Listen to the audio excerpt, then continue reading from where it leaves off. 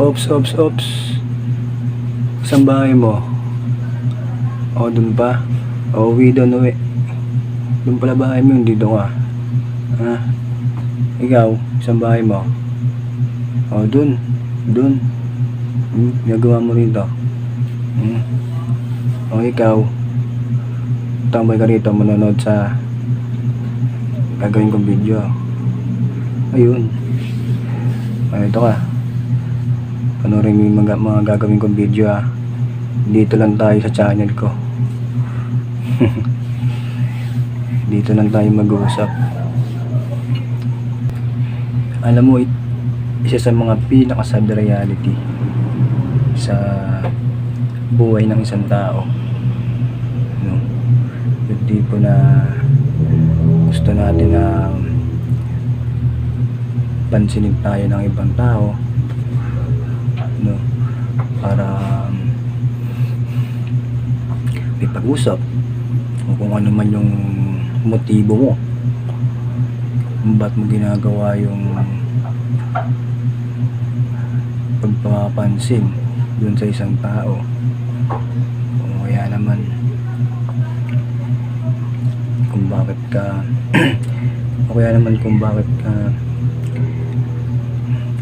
kung bakit gusto mo na pansinin ka ng isang tao na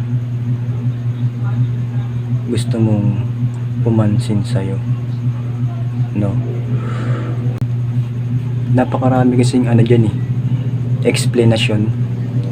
Oo, sobrang dami ng tao. Yung alam ko lang yung masabi ko. Yung iba hindi ko na alam kung anong motibo, kung ba't gusto silang pansinin.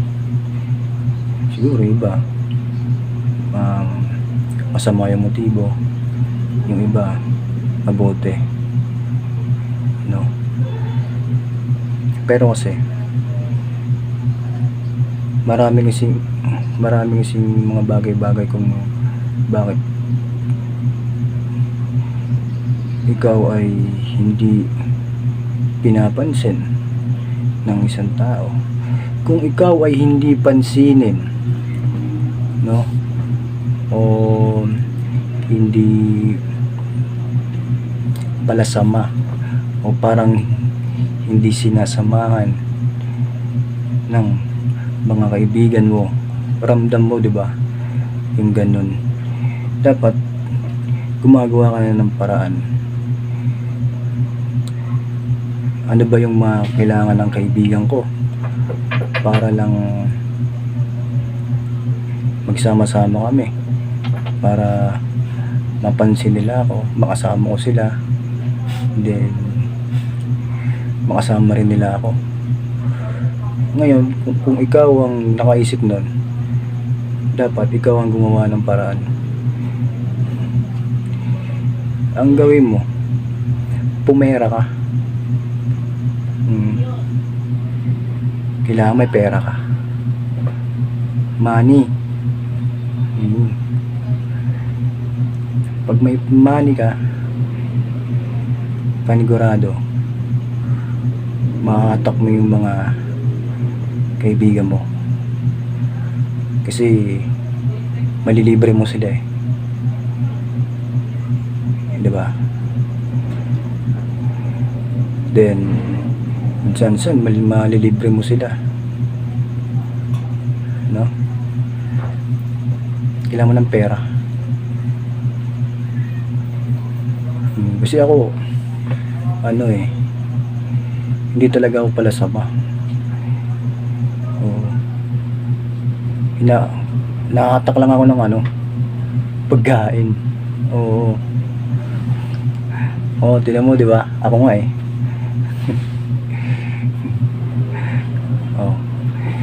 pera.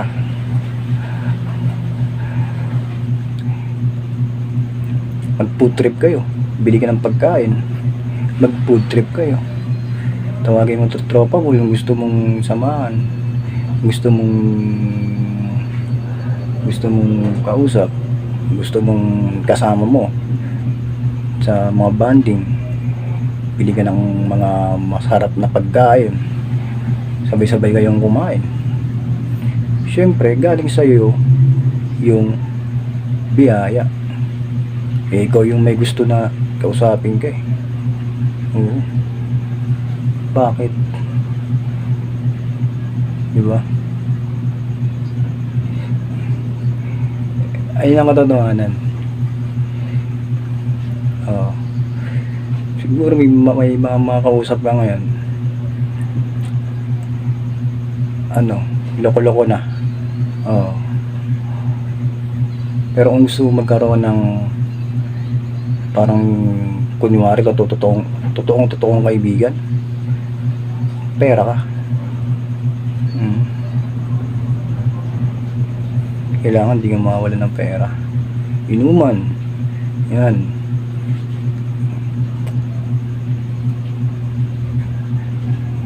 manlilibre ka. Pag wala, alam mo na, diba? Tandaan mo, isa ka lang ding tao. Pera, tapos libre mo sila. Ayan, makakasama mo sila. Oo. Yung talagang yung talagang bonding yun. Oo. Oo.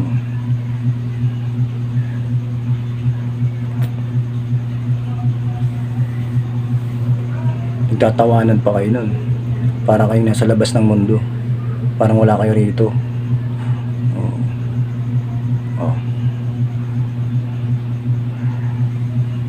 Oh, ngayon alam mo na. Putang ina pre, ang tindi ng tama ng isa. Pati kami yung natutulog, binantayan. Tangina, grabing inosente nun pre. Parang first time lang makakita ng tulog. Oo. Sa tala ng buhay niya.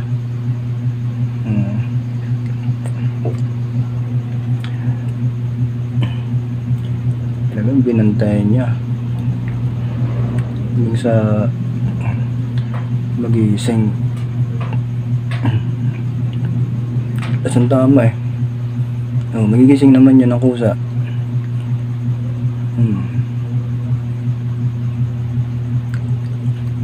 Isipin mo, nag-aisip yun, wala ka, tapos ngayon ka mag-aalalay kung kailan. Bigyan mo ng pagkain. Ba't ganyan yung ginagawa mo? Diba? Oo. Oo, tsaka parang parang mamatay sila pag walang kausap. Oo. Oo, kasi pag walang kausap, minsan nagmamawi-mawi pa eh. Parang parang nauulol. Ewan ko, pero yun eh, may gustong malaman. Ako wala rin akong alam. Oo. Mga ganyan na may gustong malaman yan. Ako wala rin akong alam. Tangina.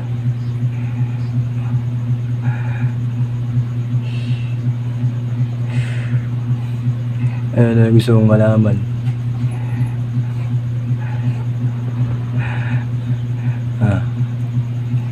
Tangina, spy ka. Alam mo kung gayang galawan. May gustong malaman yan. Kumukuha ng yan impormasyon.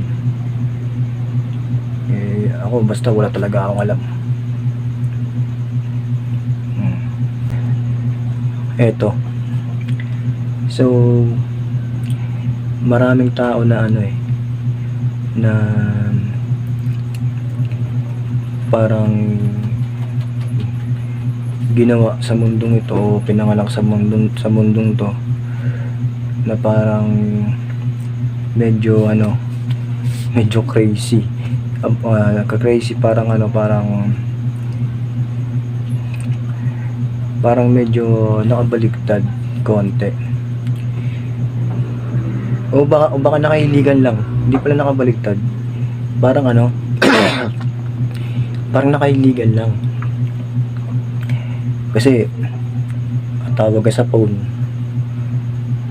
kadalasan nililoudspeak mo pa kahit na maraming tao, no? Yung iba naman gusto naka sakto lang yung yung tipong ikaw lang yung makakarinig, no? Dapat ang cellphone talaga, ikaw lang ang dapat ang nakakarinig. Oo, kahit gaano kaingay yan katawagan mo dyan. Oo, kasi mamaya importante yung importante yung usap nyo o kaya naman hindi mo alam importante yung usap nyo, tapos hindi mo alam naka loudspeak pala yung cellphone mo, dapat kahit gaano yan kaingay yung kausap mo dun sa cellphone, dapat di marinig ng iba yan. Defect yun. Next time pakiayos mo naman dun sa kasi hindi ka naman ang pagdating mo sa lupa, normal na tao ka, nagtatrabaho ka, kaya gagawin mo yung mga bagay na nagawa ng iba, hindi ka naman speaker, hindi ka naman ang tawag dun yung tagapagsalita ng bayan, o hindi ka naman taga-request ng kahit sino. Bakit naririnig ng iba yung katawagan mo dun sa cellphone, diba?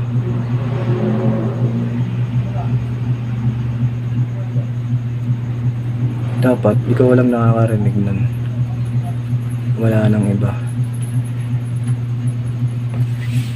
diba?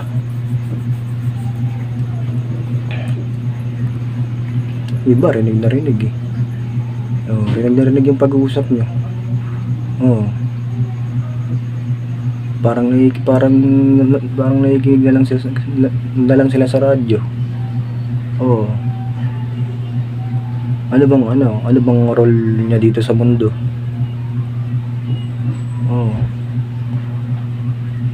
Hindi ganun ang role niya dito sa mundo.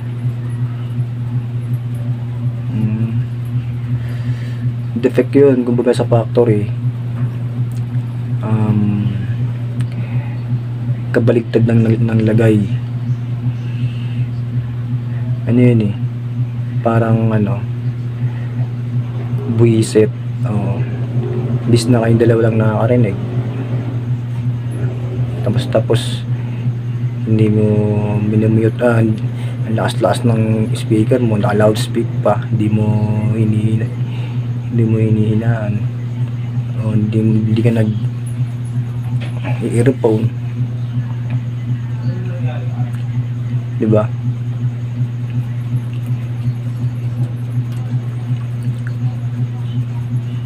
Bad trip yun, diba? Dapat wala ibang nakakarinig, dapat kayong dalawa lang nang kausap mo.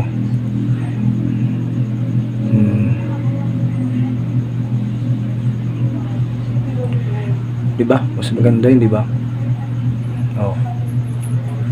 Hindi pwedeng kada usap nyo may nakikinig.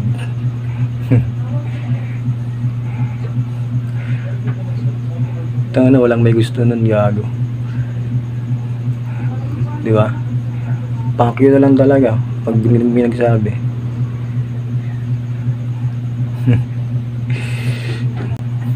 So ako, ngayon, andito ako sa bahay namin. Ako lang mag-isa. Then, minsan, dinadala na ako ng parents ko ng pagkain.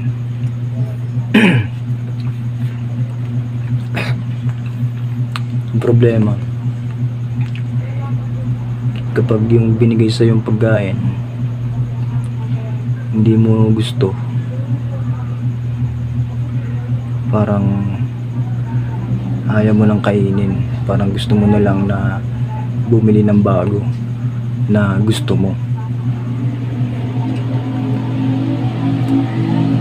Wala yung ibibigay sa akin ngayon na hindi ko kakainin na pagkain kasi nga ayaw ko, ipapakain lang sa aso. Sama, sayang lang.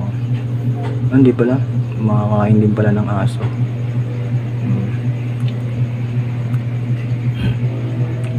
Parang gusto mo lang bumili ng bagong pagkain na gusto mo. Siyempre nga naman, sinong kakain ng puta, maduduwal ka lang din eh.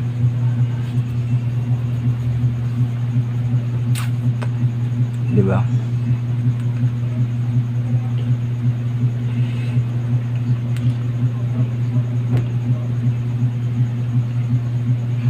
Dapat yung gusto mong kainin.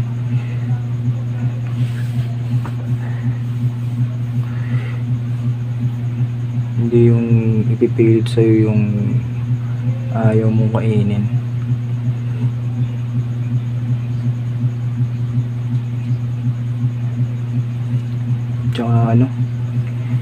Tsaka sinubukan ko rin yung yung maghapon na parang fasting kasi para makatipid. Hindi sa akin bagay, putang inang yan. Yung mga sa iba, siguro sa iba fit, pero sa akin hindi sa akin fit eh. Oo, hindi sa akin bagay yung ganun. Fasting ka, hindi ka kakain ng buong maghapon, kakain ka gabi lang, tapos kinabukasan ganun ulit. Tangina boy, nang hina ka nun. Hindi ko kaya yan.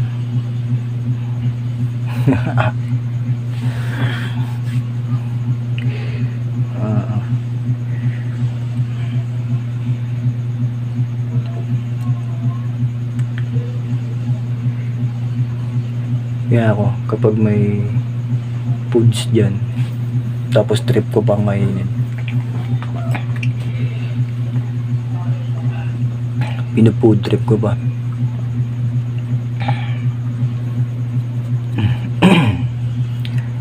Para may naman yung sikmura, pare.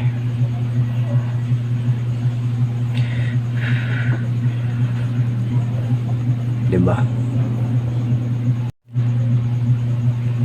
Pre, sabi mo kanina may dumaan sa harapan mo na mag-isang babae, tapos nakukutuban mo na may kasama. Yung tipong pagtingin mo, pagdaan niya, mag-isa lang siya, pero nakukutuban mo, may kasama siya. Gago. Hanapin mo, pre. O baka naisiraan ka na yata ng ulo. Nag-halusinate ka no? Oh? Kung ano mga nakikita mo. Oh? Gago, pa check up ka na. Oh. Tamang hinala ka, nagaganon ka ba? Ha? Gago ka, tigil mo na yan. Kung ano mga nakikita mo. Hanapin mo dun, dali. Oh. Hanapin mo. Nakukutuban mo pala eh. So, dito sa umaga, buong maghapon, so naglagay ng mga tanod dyan sa labas. Oo. Tanod. So, para bantayan nila yung kanilang sarili, kasi baka baka mawala sila eh. Oo. Diba? Hirap na mawala. Putang ina, pag di ka binantayan ng kasama mo. Diba?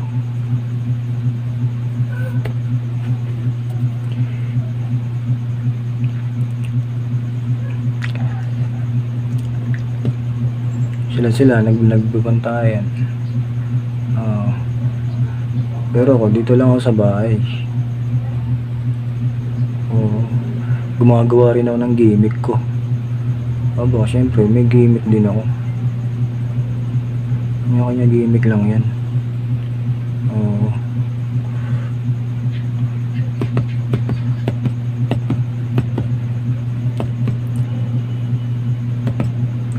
Kung di mo trip yung gimmick ko, labas ka.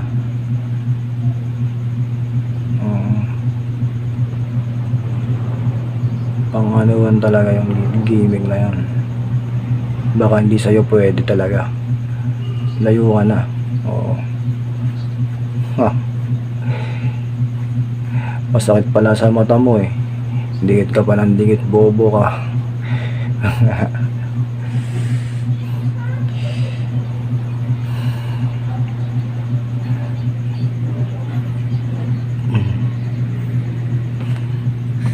Ayun na. Ang ina mo eh. Dikit pala sa mata mo eh. O baka trip mo talaga na sumakit yung mata mo, no? Di bahala ka.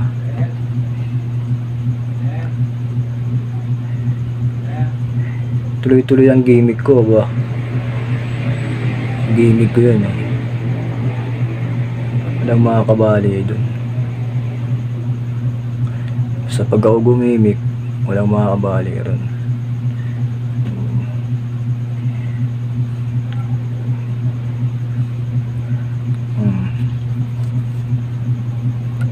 Kanyang gimmick yan. Diba? Gawa ka na sa'yo, gawa ka ng gimmick mo. Oo. Yung abot ng ano mo. Yung pwede sa'yo.